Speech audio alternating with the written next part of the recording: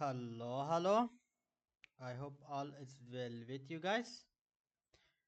This is the second video that we have started about the data is the new gold.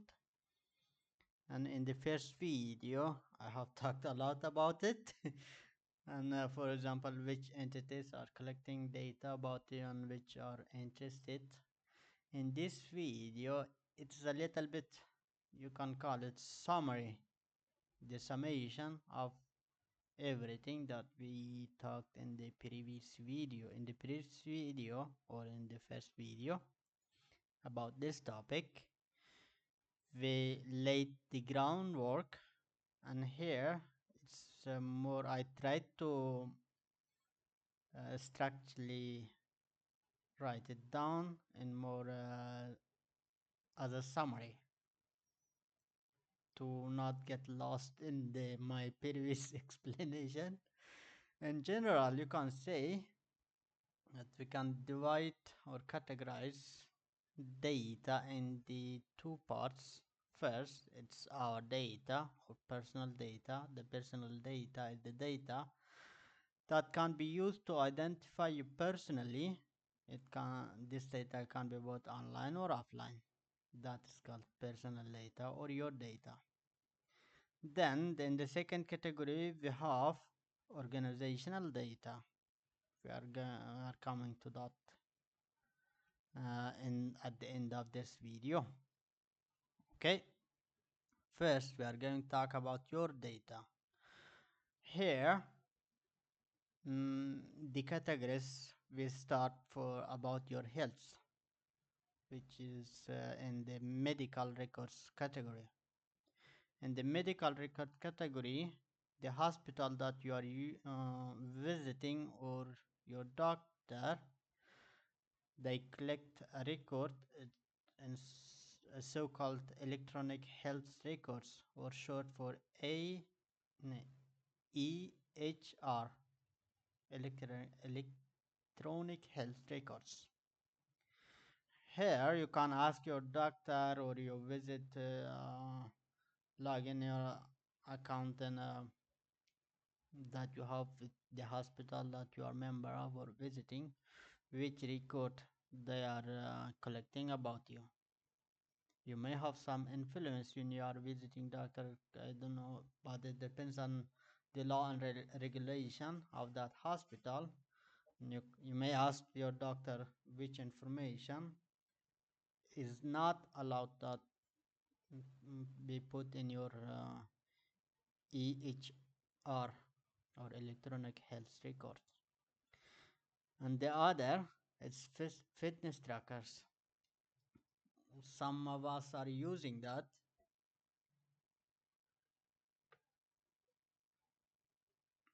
to track our physical activity.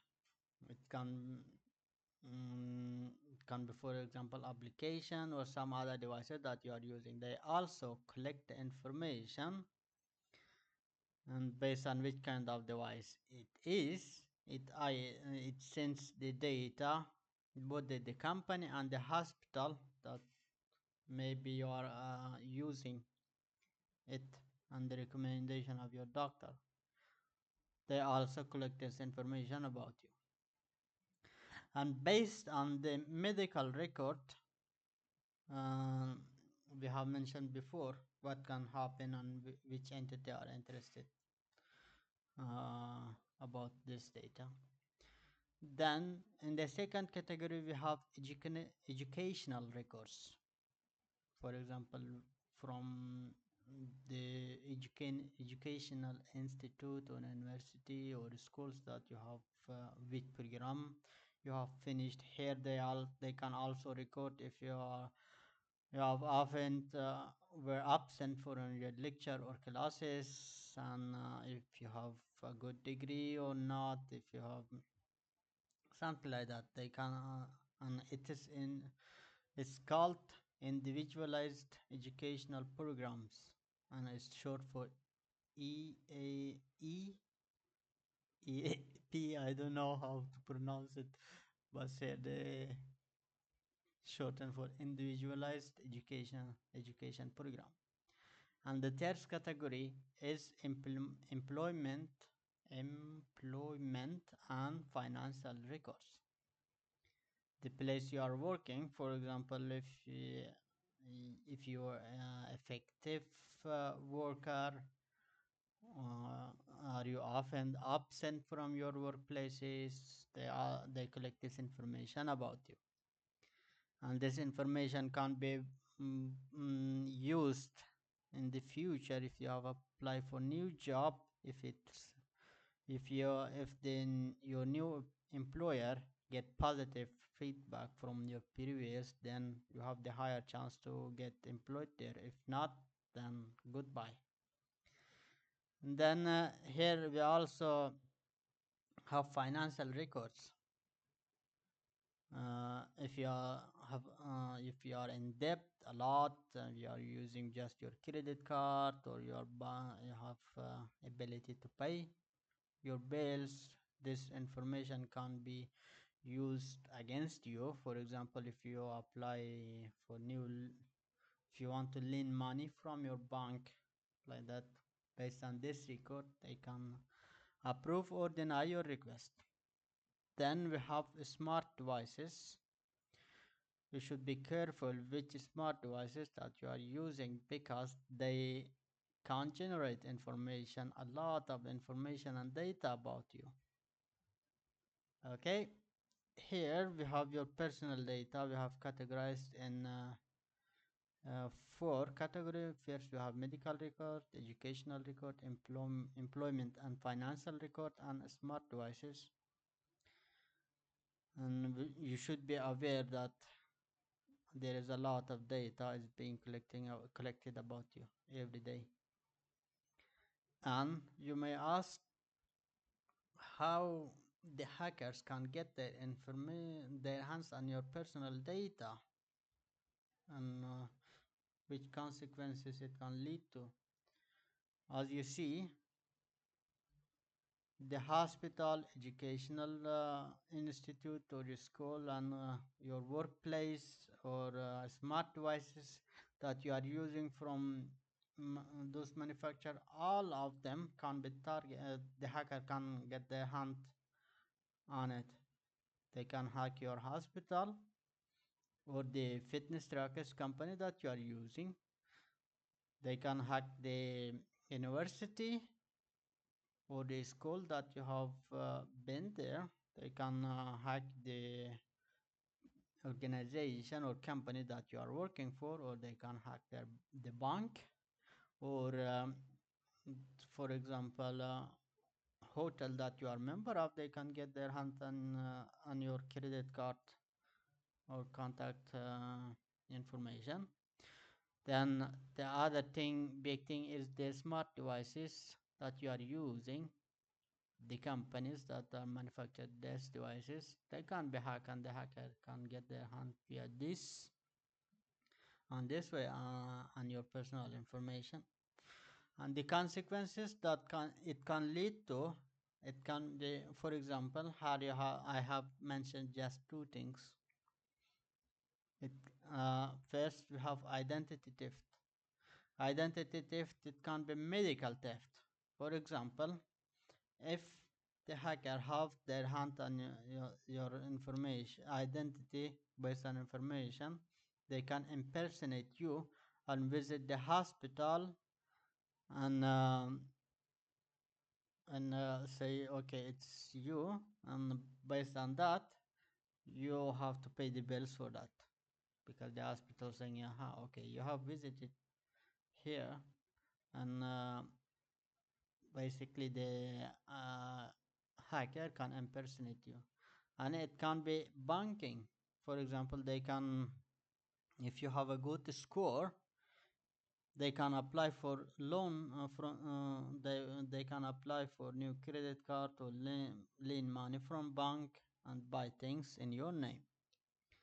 And they can also, for example, blackmail. It can be used, this information, to blackmail you if you are working in a sensitive workplace.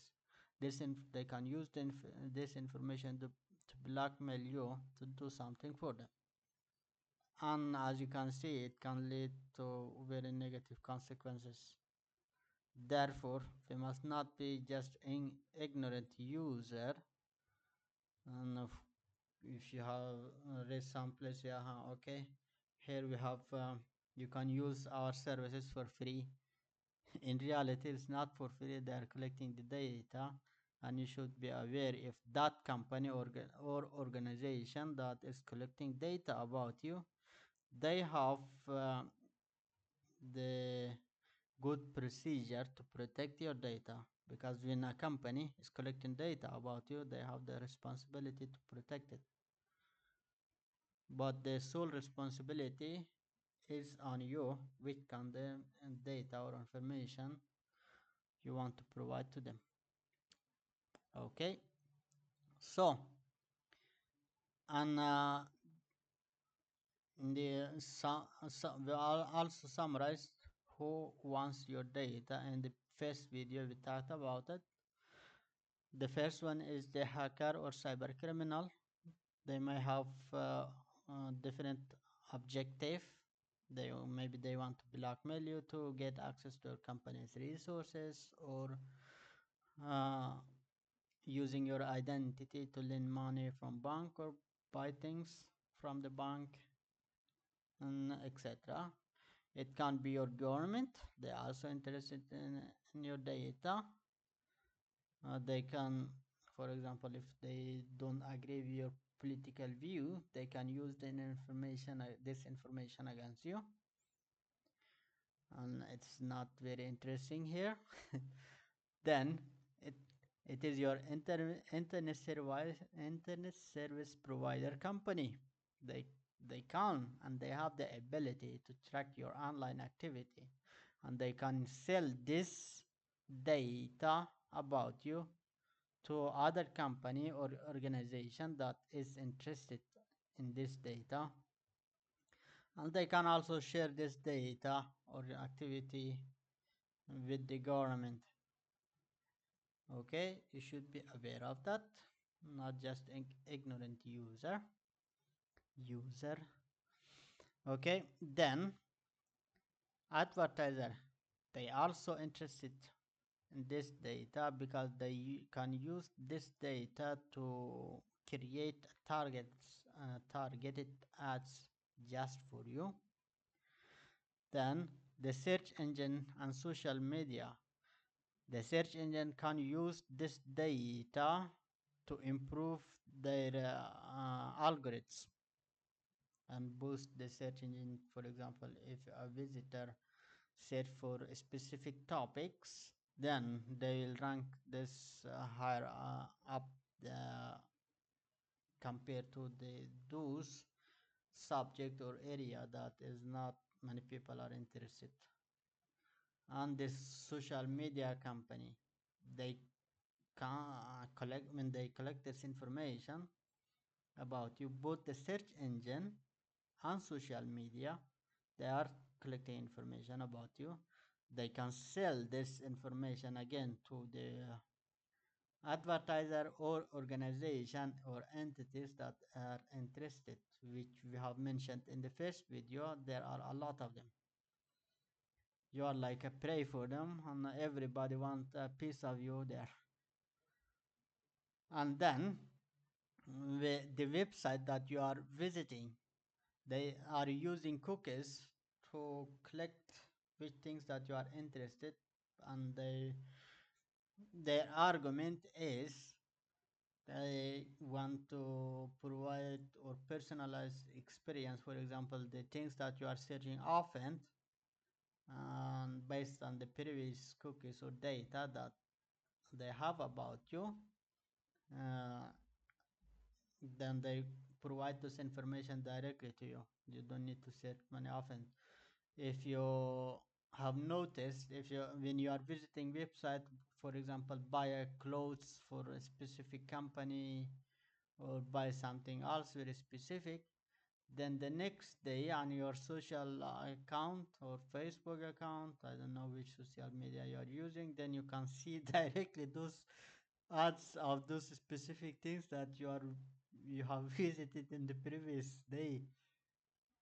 As you see, they they share your information with each other and sell them. And when they say, okay, it is free, you can use our services for free, it is not for free. You should know that. So I hope that you have gained some knowledge, and the focal point of this subject, that data is the new gold, is that we should not be just an ignorant user and share our data uh, to whomever they want. We should be aware of it, and we should mitigate there that we have possibility, and we should be aware which company that are collecting this data, and maybe ask them what they are doing with your data based on different regulation that is there. And that was all. And in the next video, sorry, that was not all. We have forgot to talk about organization data in general. We have there is two categories when it comes to organizational data. First of all, we have traditional data. It was before IoT devices come in, Internet of Things. In traditional data, the organization have transactional data. Transactional data, I have not write it correctly. Okay, I wrote transactional data. For example, the bills and the things that they are buying things and paying things. They collect this. They have this category of data. Then they have intellectual data, the specific product that they are producing. They have information about that, and they have financial data. Sorry about my perfect English. And these are in the category of traditional data. Then the next category, that is the new one, is the big data. IoT, Internet of Things, and big data, which also called big data. And to help the organization to protect this information, there is a method or model that we are going to talk about in the next video. It's called Macomber cubic Macomber cube, the Macomber cube model. And we are going to talk about what it is and what is its purpose. I hope you gain some knowledge at least, and I will apologize for my perfect English. And if you have any questions, you can ask me either by commenting, or there is also a contact links in the description of this video. Otherwise, see you in the next video. Bye.